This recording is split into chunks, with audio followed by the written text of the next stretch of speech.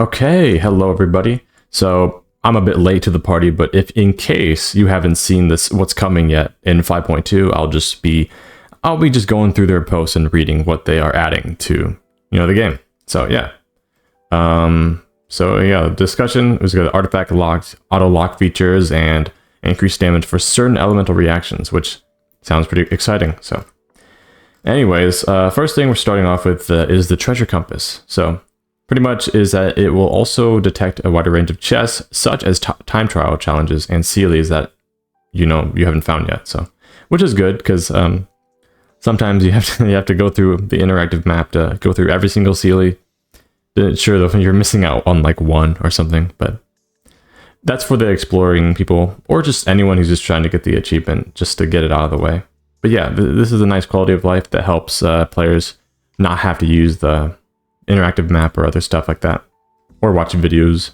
So that should be able to help out a lot. So now we have a quick swap feature, which the treasure compass and the Oculus resonance stones. So I believe if I'm reading this correctly, if you enable this, you pretty much step into another region and whatever you have equipped automatically transitions to the resonance stone or compass associated with that region. So you don't have to swap out or equip 4 different resonance stones if you're exploring multiple regions. So I'm not sure how big of a deal this is, but I mean, maybe to some people it is. But because like if you are exploring a region, you probably aren't exploring 2 at once. But hey, that's all right. So I bet some people are probably happy about this, but yeah, that'll be cool. So artifacts, we got more artifact quality of life thingies, I believe. So pretty much you can auto log features, handle everything with a singular click. So you can manage large quantities, so you don't need to do anything yourself. So pretty much I think automatically lock that meet the requirements. So yeah, pretty much all of this, I think you could just manually adjust it to, or use recommended settings as at the bottom, just to ensure you don't delete or feed an artifact that has a lot of potential in case you don't know much about artifacts. So it could be cool. If you played this game a lot, you know what a good artifact looks like, so you'd manually lock them anyway. But hey, if you want to make this a little bit easier, then that's cool too, right? So yeah, the recommend thing, it'll just show you what you want. So yeah, anyways, so and I guess here's like an image of what it actually would look like in case you haven't seen this page yet. So you have your recommended plan for say the Obsidian Codex. It gives you like crit rate, crit damage, substats, but also HP, attack percentage, elemental mastery I believe are additionals, but I think the crit rate, crit damage are what they set as the required ones. If they have those, they're good. And I think these are just bonuses. Maybe you could set them all, but it might just lock an artifact with HP percent and attack percentage with no crit. But yeah, maybe just going recommended is best for anyone. So anyways, going down the list. Now we can pretty much add a star to an artifact you own that maybe you could see them quicker. So like, wow, this artifact's really good. I want to level it up. And you have like 2,000 artifacts and you can't find it. You have to scroll through a bit. So yeah, like, okay, I want to level this up today or something. You could just put a star and it's on the top of your list. So it's prioritized on display. So you see how there's a locked one right here, but it's not starred. So the starred ones are ahead of it. And then these are the basic ones that just don't have anything. So they probably suck. Yeah, so pretty much, and we have another way of sorting artifacts by when you last discovered them. So like, wow, I just got a really good artifact, but I forgot to lock it. Now you could just check what your recent artifacts were and it will be on the top. So that might help out with some players who may have forgotten to lock something, or they can't find something, or they just want to look at, I don't know, however they want. So weapon page selection optimizations. So this is only for people who actually buy the battle pass. If you're free to play, you don't care about this, but I'll explain it anyway. So pretty much say I've done this a few times to where I'm claiming my battle pass weapon and I don't remember what my refinement is. So I'd have to go back and check what my refinement is. But when you're here, you could see that, like say, I believe like, unless this person has both. So yeah, maybe they have an R4 of this sword and they also have an R1. So they're about to claim it and they realize, wait, I already have 5 of them. So you don't want this anymore. You want to go to a different weapon or you want another one. But yeah, like pretty much it'll help out so you don't accidentally claim the wrong weapon. I'm guessing this exists because players have done this. Poor players. to where, yeah, they wanted like a R5 sacrificial jade, but they realized they already had it R5 or something, and they have an R6 now, so hey, maybe that's the case. Unlucky, I guess. So, Serenitea Teapot, this is a very small minority of players, but personally, I like the Serenitea Teapot, so this is actually helpful to me. So, if you didn't know, in order to gain wood in the game, obviously you have to chop down trees, but if you have the tree in your catalog, or whatever you want to say it, you would exchange materials for like 100 of it. But now you are able to purchase it too. I'm guessing you could do both options. So you'll be able to get like 200 per day, I believe, or week. It's one of the two. So yeah, that's cool too. In case you want to stockpile in wood, just in case. And if you have a lot of coins that you don't spend a lot. Cooldown of the Boon of the Elder will be reduced from 15 to 5 seconds. Okay, Boon of the Elder. Is it this thing? What does this even do? I actually don't even know what this is, so we're gonna explore it right here.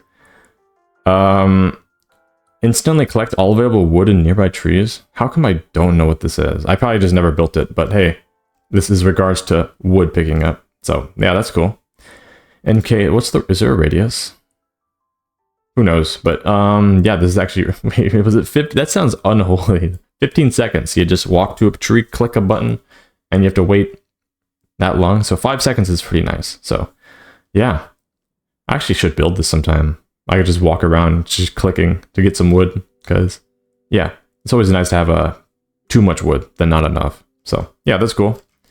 Now this is where things get exciting. So the base damage of I believe they're all transformative reactions, to where Overload, Superconduct, Electrocharge, and Shatter reactions will be increased.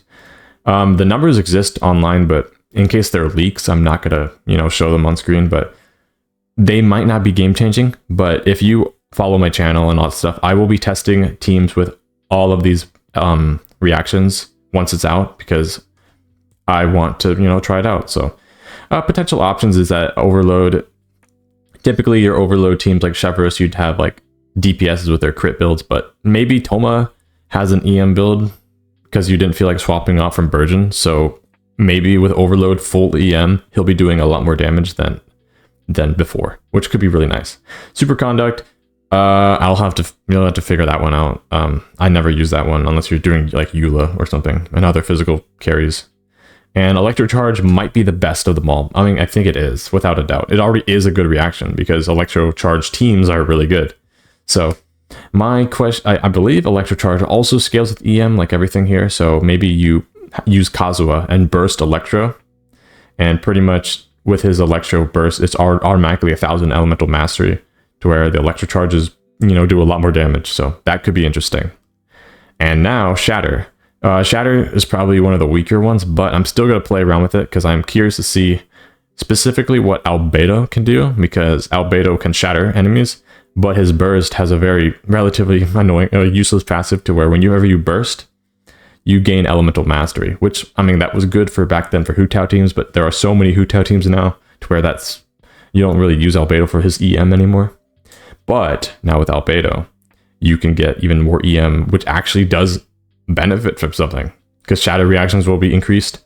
They'll probably have the numbers out there somewhere, unless they already exist, but I don't want to show the numbers if it's a leak. So yeah, anyways, that's pretty cool. I will be playing around with that. And the Imaginarium Theater, so pretty much when you use the blessing buff of the special guest stars, increased by 100%. I'm guessing, is it for these 4 characters, or is it whenever you have like 4 guest stars, you get a lot of stats? So they basically just doubled that, which is, if it is the case, you already do a lot of damage. So doubling that, it's going to be a lot more. So if you do struggle with the Imaginarium Theater, this might help you a lot. So stay tuned for that in case you're struggling on Imaginarium Theater. And new character and boss tags added to the performance prep page. So in order to make decisions, we have optimization to performance prep page. So characters can now be sorted according to their elemental types, whether they're mostly on field or off field, and whether they're DPS, support, or survival type characters. So I'm guessing it's going to try to sort you to where you have like 8 DPSs, and the game will probably recommend you to say, hey, you got a lot of DPSs, you should probably get a support or a survival type character, or go to probably die. So that's pretty cool. That's a way to sort this out too, in case you don't know what the characters do overall. But I mean, if you level them up, you probably do. But just in case, this could be helpful, especially if you're trying out a friend's character. So it's good to know that all these characters, you know, what their roles are, in case you need to, you know, position them in a way to, okay, I need to save this character for later because I don't have a survival type character for the next act. So yes, that could help out a lot. And the number of characters in each category will be displayed in the selected characters area. So pretty much it shows what you got based on the element. I'm not sure exactly what the icons of these are for yet, but yeah, obviously these are the elements. And off field. So is this off field what they're clicking on? So this is off field, and is this on field? I'm guessing the yellow one is on field. So you got 4 on field characters. If I'm just looking here, you could see I got looks like you got a few on field characters. And yeah, I mean, if I'm looking at the characters correctly, that's on field and off field. So yeah, in case you want to have it evenly balanced, that could help out a lot.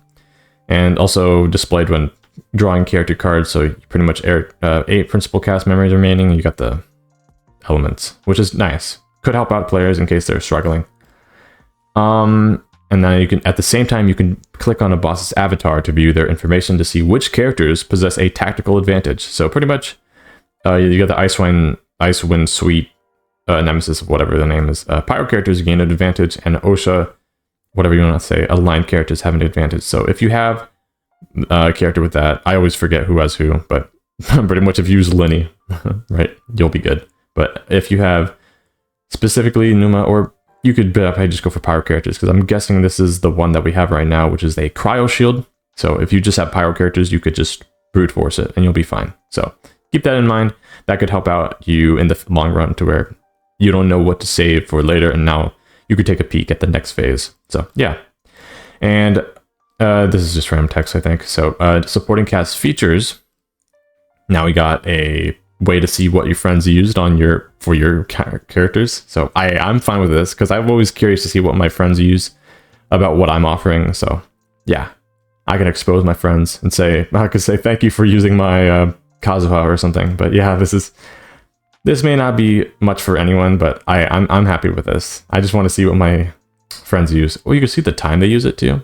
I like how it's hidden for some reason. But yeah, that's cool.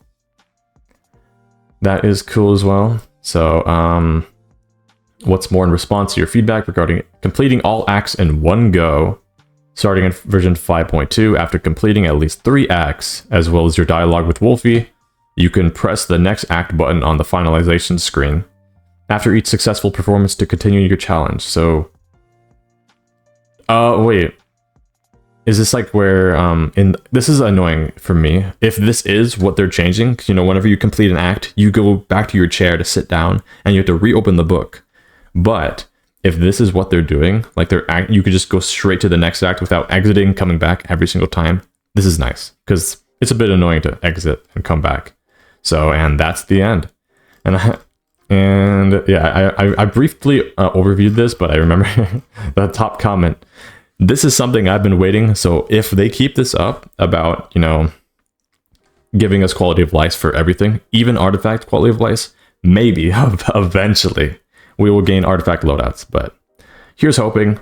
I'm not entirely sure if they'll do it, but hey, with the direction they're going, there might be a chance. So keep that in mind, that we might be in a good position for artifact loadouts in the future.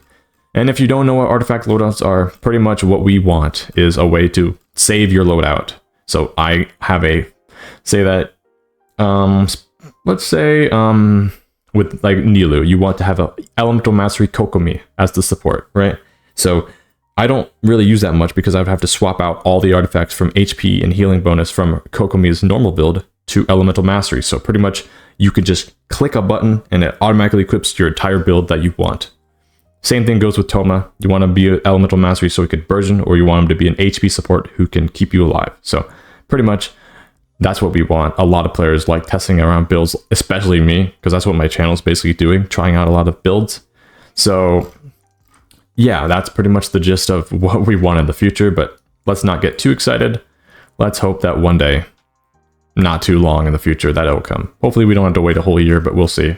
But anyways, I hope you enjoyed this. If you haven't watched or heard what was happening in 5.2, I hope you enjoyed the video. And if you somehow don't know, then yes, expect Chaska and Ororon in the future as well, in case you want either of them. But yeah, I don't think I have anything else to say. So if you made it this far, let's just say you could type cupcake. I don't know, a cupcake. If you made it this far, type cupcake in the comments and I'll give your comment a heart. So I know that you made it this far. So anyways, I will see you all in the next video. So yeah, peace out.